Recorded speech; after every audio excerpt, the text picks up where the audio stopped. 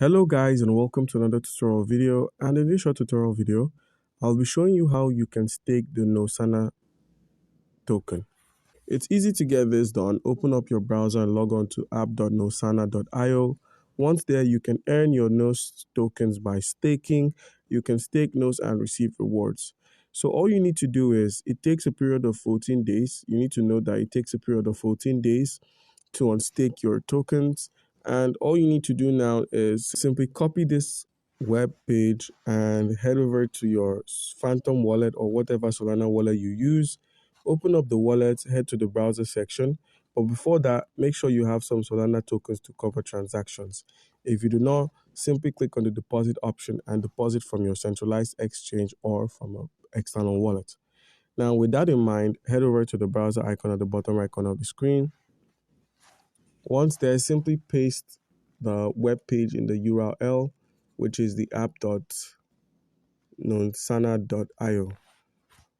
And once it's opened up, all you need to do now is simply click on the Connect Wallet option, select Phantom Wallet. A prompt would come to connect to the nosana.io platform.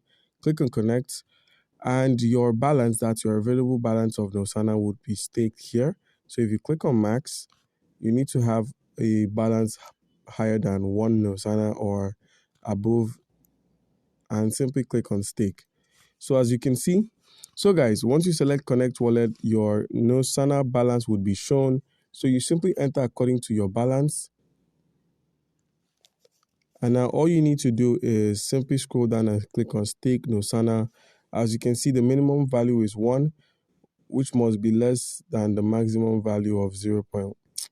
So guys, you need to enter a value higher than what I have here.